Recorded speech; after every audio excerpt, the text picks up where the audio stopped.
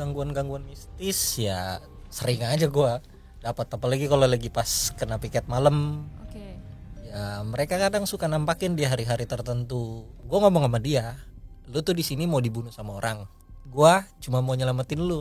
Sempat bilang tuh ada sosok cewek pakai kebaya ya. Ya Itu sering lo lihat? itu sering. Ini sih parah banget sih, kelihatan jelas ini bentuknya. Ini jam berapa Bal kira-kira ngambil foto ini? 1:30. 1:30 malam. Ya sebelumnya itu ada ala orang-orang yang datang pengen explore gitu. Terus minta apa tuh, minta kayak minta kopi apa sajen gitu. Halo sobat bukan yang ada di rumah, balik lagi dengan gue Septianisa. Di segmen horor episode 4 kali ini gue bakal membahas kisah-kisah misteri dan memecahkan langsung dengan sumber yang sangat terpercaya. Sebelum kalian menyaksikan channel ini, kalian bisa saksikan video sebelumnya yang gak kalah merinding di sini ya. Dan saatnya gue bilang jangan nonton sendirian. Tiba-tiba orang itu datang. Serius? Gue pernah bawa jenazah. Bisa dibilang itu ular setan gak sih Bang? Menurut. Ya mungkin berwujud ular siluman gitu. Dan sosok seperti apa yang punya ciri? Sebelum gue ceritain tentang nenek-nenek itu, udah ngomong. Baru datang nenek kita.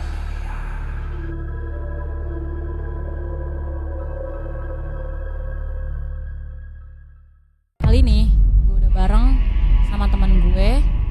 Dia salah satu penjaga di hutan kota di daerah Jakarta Utara. Selamat malam Bal. Bisa Malam. kenalin dulu Bal ke teman-teman sobat bukan yang ada di rumah. Hai, gue Iqbal, salah satu temannya Septi yang diundang ke podcastnya tentang cerita horor. Oke. Jadi nih Bal, kali ini gue bakal ngebahas atau bakal tanya-tanya sama lo tentang pengalaman lo selama menjaga di hutan kota yang dekat dengan bersebelahan dengan Danau Cincin ya Bal ya. Bener gak? Bener. Gue pengen nanya nih sama lo. Lo menjaga hutan kota yang berdampingan sama Danau Cincin itu sudah berapa lama Bal? Sekitar 4 tahun. Oh lama juga lo, udah 4 tahun ya. Nah buat sobat bukan yang ada di rumah, bagi yang belum tahu, Danau Cincin itu berada di Jakarta Utara, tepatnya di daerah Sunter ya Bal ya. Papanggo sih tepatnya. Papanggo ya. Oke. Nah kira-kira Bal, pengalaman apa yang pernah lu alami selama lu menjaga di Danau Cincin atau tepatnya di hutan kotanya ya? Gangguan-gangguan mistis ya sering aja gue dapat, apalagi kalau lagi pas kena piket malam. Oke. Ya mereka kadang suka nampakin di hari-hari tertentu. Kayak kadang perempuan sambil gendong anaknya pakai payung kalau lagi hujan. Atau kadang suka nampakin tuh di pinggiran dam kayak pagar gitu, dia duduk seolah-olah itu orang, pas kita samperin tapi nggak ada.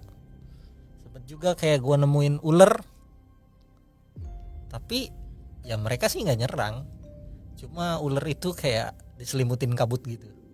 Oh, oke. Nah, gue penasaran nih Bal. Tadi kan lo bilang lo melihat sosok anak kecil ya, atau perempuan yang megang payung sama anak kecil ya? Iya. Bener. Itu posisinya lo lihat itu jam berapa Bal? Itu sih gue lihat sekitar jam 11-an Jam 11 malam. malam, Jam 11 malam pas lo piket malam juga. pas piket malam. Itu posisinya lo melihat di deket danaunya kah atau di hutan kota yang lo jaga? Di hutan kota depan pos, mau masuk ke pos itu. Ke pos lo. Ya, Nah, posisinya itu lo ketika lo lagi ngapain ngelihat si sosok perempuan pakai payung bawa anak ya? gue lagi nulis laporan. Itu sih nggak sengaja. Gue kira sih kayak ada orang masuk Oke. tiba-tiba. Tapi pas dideketin mereka tuh hilang. Tapi berkali-kali mereka bolak-balik di situ. Ya udah, karena itu udah hal yang biasa bagi kita yang jaga di situ, dibiarin aja. Oke. Nah, sebelumnya lu pernah ngeliat sosok itu apa baru kali itu lu ngeliat sosok seperti itu pas lo jaga? Kalau dia sih nggak terlalu sering untuk nampakin ya. Tapi ada beberapa yang mereka tampakin itu kayak yang suka pakai kebaya, atau mereka ketawa. Wah, epic sih. Nanti gue bakal bahas itu ya Bal ya. Maksudnya kita bakal ngulik itu. Nah tadi kan lu juga bilang ada sosok ular yang lu lihat gitu kan. Nah ularnya itu sebesar apa dan dia ada serangan nggak ketika lo melihat dia? Biasanya kan kalau ular tuh ngelihat ada manusia kan kayak merasa terancam. Nah dia ketika ngelihat manusia tuh atau lo yang ngelihat dia ada serangan atau apa gitu hal aneh.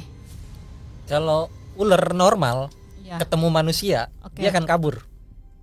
Oh iya oke. Ya, tapi kalau ular sesuatu hal yang berwujud kayak gaib gitu, mereka sih biasanya kasih pertanda buruk atau ada apapun lah gitu. Tapi mereka nggak akan nyerang kalau kita nggak usik. Tapi kalau kita ngusik, mereka nyerang, akibatnya bisa fatal dari ular yang biasa, yang normal ya, ular yang beneran. Ular yang beneran mungkin bakal ada serangan gitu ya Bal. Iya. Nah, lu ngeliat ular itu sering atau baru 1 atau 2 kali aja? Dan teman-teman lo pun ngalamin juga nggak? Kalau ular yang jenis kobra, gua ketemu sekitar 3 kali. Oke. Dia santai, waktu mau ditangkap dia bisa interaksi, kita ajak ngomong, kayak gue ngomong sama dia, lu tuh di sini mau dibunuh sama orang, gua cuma mau nyelamatin lu. Kalau emang lu bukan ular, lu santai, tapi kalau emang lu ular, ya terserah lu mau ngapain gua. Tapi ya waktu gue masukin dia ke karung, dia dengan santainya dia masuk sendiri ke dalam karung, akhirnya gue buang. Itu kira-kira ularnya sebesar apa Bal yang lu lihat? Kurang lebih 3 meter panjangnya, kobra warna hitam. Kobra, jenis kobra. Kobra. Tahu sendiri kan kobra kalau yang bener ular Kalau benar ular dia pasti nyerang. agak begini ya, Ya. ada ininya ya. Tapi dia diem Dia ya. bisa interaksi, dia bisa tahu gua ngomong apa, dia dengan santainya dia masuk ke dalam karung. Ya, udah. Bisa Gua buang. bisa dibilang itu ular siluman gak sih Bal? Menurut lo? Ya mungkin berwujud ular siluman itu. Siluman berarti Tapi berwujudnya ular. ular.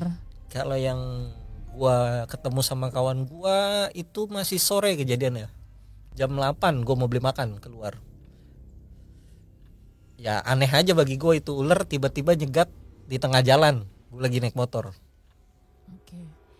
Nah, kalau yang tadi tuh lu kan sempat bilang tuh ada sosok cewek pakai kebaya.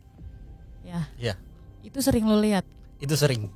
di hutan kota itu juga. Iya di pos. Di pos. Coba ceritain Bal, bagaimana lu ngelihatnya, terus dia lagi ngapain, terus apakah ada permintaan atau ada apa yang mungkin pesan yang mau disampaikan sama lo dan teman-teman lo yang makanya dia nunjukin terus.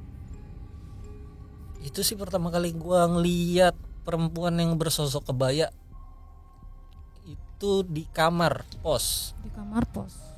Kejadian yang pertama kali itu siang-siang. Gua baru-baru jaganya di situ. Gua lagi tidur-tiduran di kamar, tiba-tiba dia berdiri depan pintu. Gua kira istrinya pekerja. Ternyata pas gua tanya, mereka nggak ada yang bawa istri ke situ. Hari keduanya, ketiga masih biasa aja. Pas kelima dia, hari kelima deh kalau nggak salah gue jaga di situ, dia nampakin lagi. Dia berdiri depan pintu itu lagi. Dia hanya senyum. Cuma ya gue anggap biasa aja. Karena emang bagi gue ya udah, kita berbeda alam. Dia emang sering nampakin aja di situ karena emang penghuni situ kali mungkin udah lama. Oke, itu sosoknya bisa lu gambarin gak sih Bal seperti apa? Kira-kira Kalau untuk sosoknya perempuan cukup cantik sih. cukup cantik. Iya, Lu karena sempet baper. baper banget. Enggak lah, dia pakai sanggul kayak model-model kebaya zaman dulu lah. Perempuan Jawa gitu. Perempuan, ya entah, gua nggak tahu dia perpakaian Jawa, cuma posisinya dia pakai kebaya, kadang warna merah marun, kadang warna hijau seperti kayak hijau-hijaunya Nyai Roro Kidul gitu. Oh, oke. Dia pakai kebaya. Paling mereka cuma kadang suka lewat ke kamar mandi atau ke gudang atau cuma ngeliatin doang depan pintu kamar. Tapi itu dia kira-kira menurut lo tuh dia udah tua atau masih kisaran udah masih muda gitu? Dibilang tua enggak, dibilang muda enggak. Tapi dia nggak pernah ada pesan nyampein ke lo atau lu dia lewat mimpi lo gitu? Kalau untuk pesan, Dia sih cuma nggak mau kotor. Dia menyampaikannya lewat mana tuh kalau dia nggak mau kotor? Kalau dia merasa di pos itu kotor, ada aja gangguan di pos, entah barang dijatuhin sama dia atau apapun yang bagi dia itu kotor, dia nggak suka. Oh, jadi lo semua udah tahu ya kalau misalnya ada tanda-tanda dia datang tuh mungkin pos kotor atau Ya begitu. Kadang juga ya kalau mereka terusik paling mereka ketawa atau iseng. Tapi kadang kalau mereka ngajak main, mereka kan juga kayak manusia kan, suka ngajak main. Tuh ngajak Ya, mainnya seperti apa? mainnya itu jelek. Kadang kita ditarik atau didorong, kita lagi tidur di atas didorong sampai jatuh. Oh my god. Pernah lo ngerasain itu? Itu nggak siang nggak malam, itu pernah kejadian. Pernah lo ngerasain itu? Ya, bukan gue sih, kawan gue yang pernah didorong. Gimana tuh, Bang? Dia waktu tidur siang mungkin ada hal yang membuat penunggu-penunggu situ terusik. Beberapa kali dia tidur di atas, itu didorong sampai jatuh. Buset. Terus sampai dulu ada pekerja, ya udah cukup tua sih, pekerja lama juga di situ. Dia itu suka disengin, kadang suka didorong sampai kecebur gitu. Sampai kejebur ke danau cincin itu ya? Enggak ada kayak got gitu. Ya. Oh. Cuma kalau dibilang kita percaya atau nggak percaya, ya ini kan kasat mata. Iya. Membuktikannya itu kan agak sulit kan, ya kan. Tapi kalau mau merasakan sensasinya di malam-malam tertentu, datang aja. Boleh dicoba lah. Boleh dicoba ya. Oke, Bal. Gue juga sempat denger nih rumor-rumornya danau cincin itu. Katanya di tengah-tengah danau cincin itu ada satu kerajaan putri atau siapalah gitu, yang ada salah satu pemancing di sekitar danau lagi mancing, tiba-tiba melihat ada sosok putri berkuda malam-malam. Itu selama menjaga malam pernah nggak sih ngeliat sosok putri itu sambil berkuda? Kalau itu kan cerita ya, Iya, mitos atau apapun ya, iya, bisa terjadi bisa enggak. iya. Tapi emang dari dulu ya gue kecil di situ kan, jadi gue tau lah cerita-ceritanya. Oke. Banyak, ada yang bilang kerajaan buaya putih, siluman siluman ular. Bahkan sampai ada yang pernah cerita juga yang jualan di situ, dia sempat didatengin ya naik kereta kencana gitulah.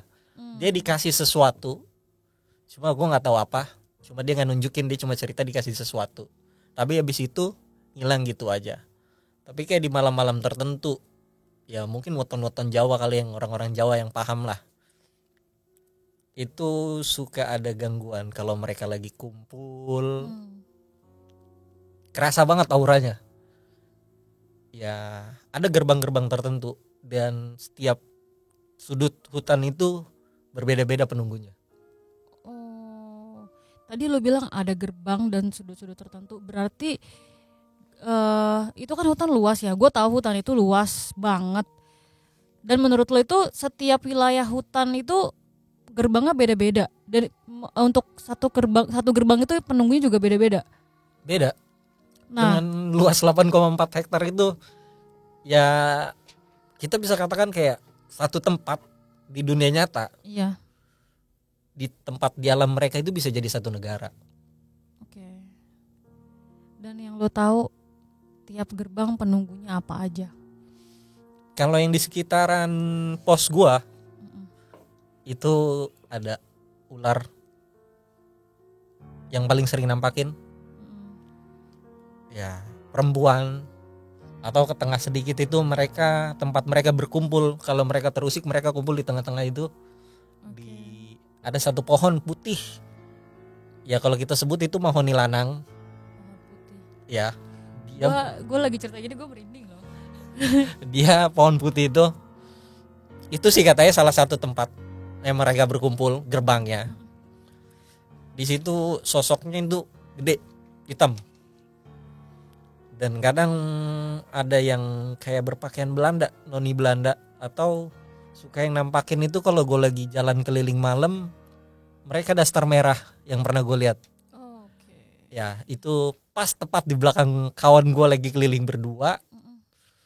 Ya mungkin cuma gue kali yang ngerasain ya, dia kayak nggak terlalu ngegubris. Tapi besok paginya baru berani gue ceritain. Saat malam itu gue nggak berani cerita.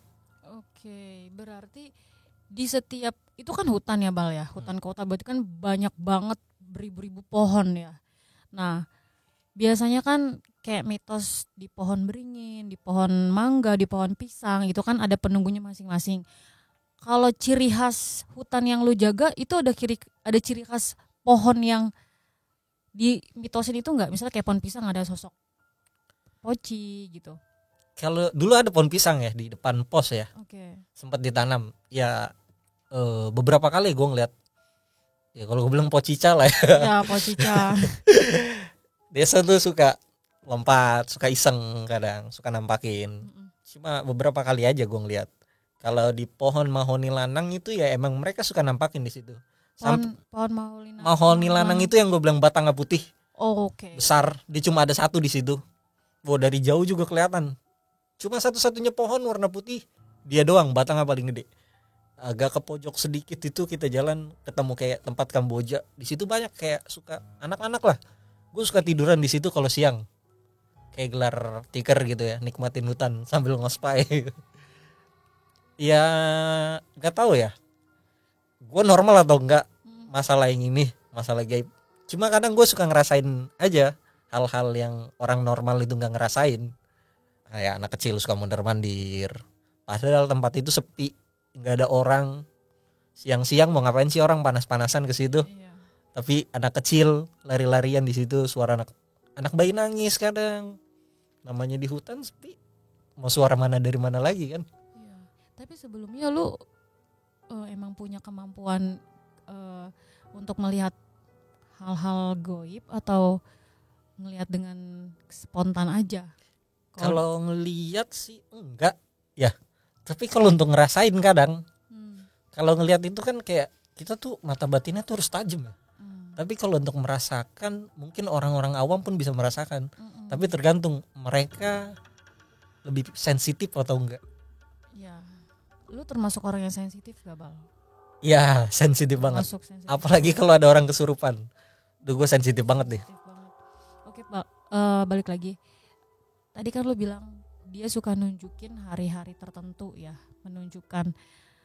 Kira-kira hari-hari apa sih Bal yang biasanya dia tuh suka nunjukin? Dan sosok seperti apa yang punya ciri-ciri hari-hari yang dia bakal nampakin? Misalnya hari Senin si sosok Poci, hari Selasa si sosok ini gitu.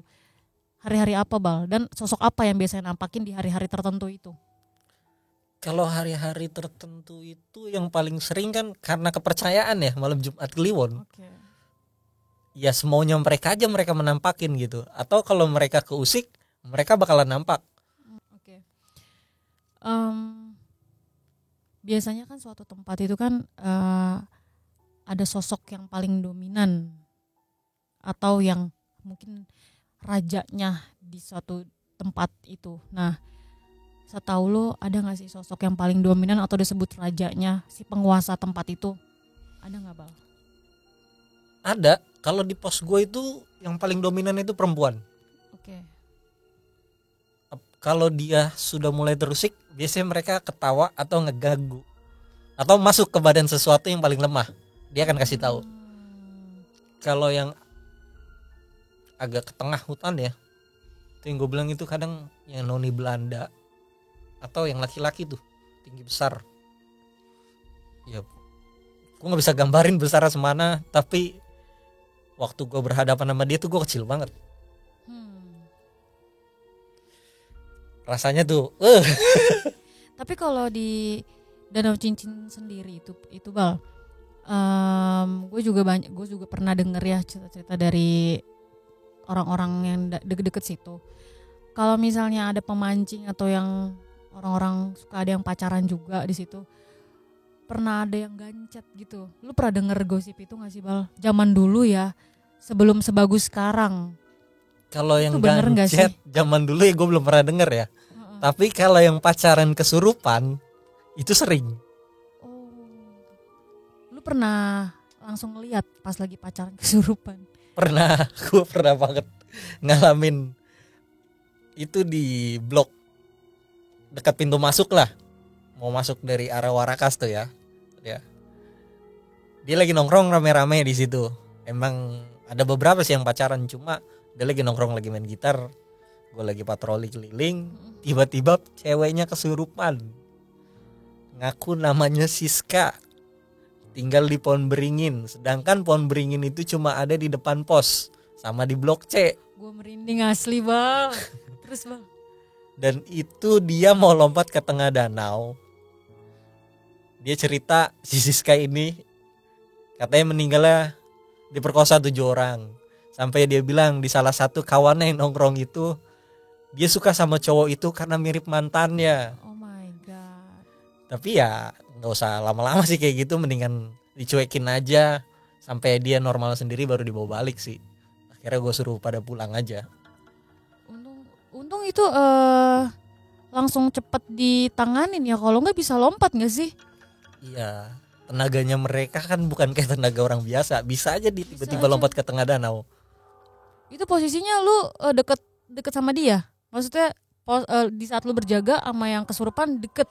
Pas gue lagi lewat Pas lu mau lagi- ngusir, karena udah jam malam kan posisinya kan. Udah jam 11 malam itu. Gue lagi lewat terus tiba-tiba gue lagi ngobrol untuk ngusir mereka. Salah satu perempuan ini kesurupan. Gue kira cuma bercanda. Oke.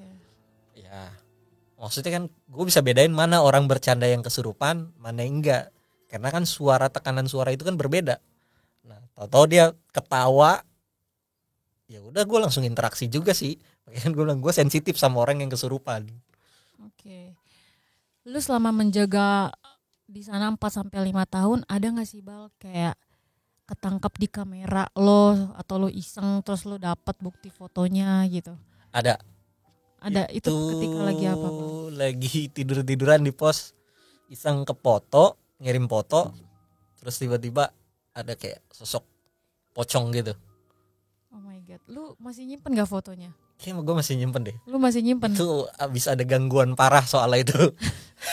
Coba Bal, Ntar gue cari dulu ya di galeri ya. wah ini sih buat sobat bukan untuk kalian yang belum melihat sosok poci atau pocong Ini tapi ada yang tidur di atas itu tuh.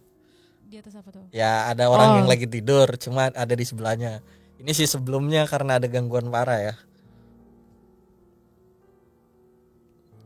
Wah anjir sih ini. Nanti kalau kurang jelas nanti gue tampilin di sini ya. Ini sih parah banget sih, kelihatan jelas ini bentuknya. Ini jam berapa Bal kira-kira ngambil foto ini? 1:30. 1:30 malam. Ya sebelumnya itu ada ala orang-orang yang datang pengen explore gitu. Explore ke Ke Danau wadah, Cincin. iya, Oke. dia merasa pengen explore horor. Ya, gue sih sempet nanya mereka ada persiapan atau enggak. Ternyata mereka nggak ada persiapan. Ya salah satu kawannya ada yang kesurupan. Lalu muncul sosok pocong ini atau Eh, gimana? setelah abis itu kan mulai itu banyak gangguan untuk netralisir tempat kayak gitu kan agak lama kan. Terus tiba-tiba iseng foto, ya muncul sosok pocong karena mereka juga kan terganggu dengan orang-orang, apalagi orang-orang baru datang atau orang-orang yang kayak mereka datang cuma pengen sosokan syuting Iya. gitu tanpa permisi. Ya mereka keusik, ya udah mereka akan nampakin Dan ganggu ya. dan Nggak cuman- ngeganggu bener-bener parah gangguan itu. Selama lu menjaga nih Bal, tadi kan lu bilang ada 1 atau 2 komunitas atau tim untuk meliput ya nyari-nyari horor di sana. Iya. Emang sering ya di Danau Cincin itu dicari misterinya itu sama orang-orang untuk kepentingan tersendiri gitu loh. Sebenarnya sih nggak sering ya. Mungkin kalau gua nggak kenal, Heeh. gua nggak akan kasih izin. Kenapa tuh? Karena yang begitu juga, ya mereka punya privasi ya. Ya. Namanya jin atau apapun. Apalagi kalau kita udah berhubungan dengan mereka, mereka terusik, ya resiko tanggung sendiri sih sebenarnya. Apalagi mereka kasat mata, Iya. mereka bisa nyerang. Iya. Gue sih amit-amit lah kalau sampai diserang mereka mah. Tapi Bal, gue penasaran nih Bal. Lu kan tadi lu bilang lu sensitif sama hal-hal kayak gitu ya. Lu pernah gak sih ngalamin gangguan itu setelah lu pulang ke rumah dan keganggu sama keluarga-keluarga lu di rumah? Pernah gak sih? Kalau untuk gangguan sampai ke rumah sih enggak. Enggak ya. Tapi kalau untuk diri gue sendiri, gue pernah baru dipindahin jaga. Awalnya kan gue kerja jaga di hutan rorotan. Mm-mm. Terus gue pindah yang dekat rumah tuh di Waduk Cincin lah. Cincin. Gue baru ke situ ngerasain hal yang sensitif, negatif lah bagi gue auranya itu. Gue sempet sakit sekitar 10 hari. Gue nggak bisa bangun, makan juga nggak bisa, karena beda. Kita sakit biasa hawa panasnya sama sakit gesekan dengan hal yang seperti itu. Lalu apa yang lu lakuin, Bal? Kalau lu ngerasain hal yang Gue beda sholat kayak aja, gitu, lu mohon aja minta ya Allah ibadah gitu. ya. Ibadah aja, lu perkuat ibadah, lu zikir kayak atau lu baca apapun yang lu bisa untuk menangkal hal-hal yang seperti itu. Wajar sih, kayak kita datang ke tempat yang baru, terus ada hal yang gak suka dengan kita, otomatis kan dia nyerang, sama aja kayak manusia. Cuma kan itu berbeda alam aja. Iya sih, bener, gue setuju banget. Berarti untuk gangguan sampai ke rumah dan ke keluarga lo itu nggak ada lah ya, palingan ke diri lo sendiri yang dibikin sampai sakit, sampai ya lo tadi bilang meriang gitu ya. Iya, gesekannya sih Gesekannya. cukup parah, karena cukup besar aura mereka itu kan, kayak mereka kan diciptakan dari api, kan kita juga ada api, cuma kan positif sama negatif kan, kalau kita nggak kuat otomatis kita bisa drop. Sekarang lo masih jaga di situ, Bal? Gua Di Danau Cincin itu? mobile sekarang, udah nggak di Waduk Cincin, gue sekarang di daerah Cilincing. Lo di daerah Cilincing, sama tuh? Sama hutan juga. Oh, hutan kota juga. Iya, Tepatnya di mananya tuh, Bal, di Cilincingnya? di daerah Rawamangun, cuma dia di pelosok agak ke dalam, susah sih untuk masuknya. Kalau yang tahu Budi Dharma mungkin di belakang Budi Dharma lah. Gue tau Budi Dharma, emang ada hutan di situ? Ada, masuk dari samping Budi Dharma itu jalanannya cukup rusak. Oh, nah di situ lu pernah ada gangguan? Pernah, gue pertama kali piket di situ Februari kemarin. Gue tidur di kantor jam 1 atau setengah 2 itu gue tidur. Waktu hujan deras ya. Gue lagi tidur. Awalnya sih gue cuma ngerasa kayak ada yang lewat depan kaca kantor gitu, mondar mandir. Ya bagi gue sih hal yang biasa aja gitu, karena udah sering ngalamin. Tapi lama kelamaan pas gue tidur mereka suka iseng, suka narik kaki, bahkan sampai hampir gue ditomplok kayak orang mau nomplok gitu. Itu bentuknya ya lumayan tinggi lah, mentok sampai atap lah kalau dia berdiri itu. Tuh sampai gue ditarik. Wah itu sih udah parah banget sih interaksinya, Bal. Iya sih, karena gue datang ke situ kadang nggak permisi lah. Dia ngelakuin interaksi itu, lumayan parah. Tapi nggak seserem di Waduk Cincin bagi gue. Waduk Cincin memang paling the best deh kalau Iya untuk sih. misteri. Tapi kalau di sana karena bekas rawa mungkin, nggak tahu, karena emang bersebelahan sama kuburan. Tapi bagi gue sih ya biasa aja sih itu. Jadi sedikit info sih buat sobat bukan. Gue sebelumnya juga pernah ke Danau Cincin sama Iqbal. Ya nemenin teman gue lah untuk tahu keadaan di sana bagaimana ya, Bal ya. Iya. Waktu itu kita ke sana tuh malam Rabu kalau nggak salah. Malam Rabu. Malam Rabu kita ke sana ya, Bal. Kita mulai syuting itu jam-jam 10 ya, Bal. Iya. Dan pertama kali sih gue diketawain gitu, bener-bener jelas banget sih dia lagi ngejelasin, kita denger ketawa, tiba-tiba teman kita kesurupan, gak lama minta kopi, minta apa. Nah, Bal, gue penasaran nih, Bal, sama kalau orang kesurupan terus minta apa tuh, minta kayak kopi apa sajen gitu. Gue sih sempat ngeliat sesuatu ya. Oh, lu ngeliat sesuatu di ruangan ini? Ya mungkin kamera nggak bisa nge-shoot ke sana, mungkin nanti kali di-shoot ya. Chris itu dia minta ikut minta ikut di badan gue, cuma gue nggak mau. Di sekitaran pohon flamboyan itu gue nemuin botol kecil minyak. Ini mau ditunjukin nggak? Jangan lah ya, tunjukin gue, Bang. Boleh. Lu bawa, Gue bawa lu bawa apa namanya tadi? kulit macan. Kulit macan. Nggak tahu deh, tapi kalau ini asli loh, ini asli kulit macan. Oh, lu nemunya bener-bener bentuknya gue kira Iya, ini ada nih namanya rajah nih. Ini namanya rajah.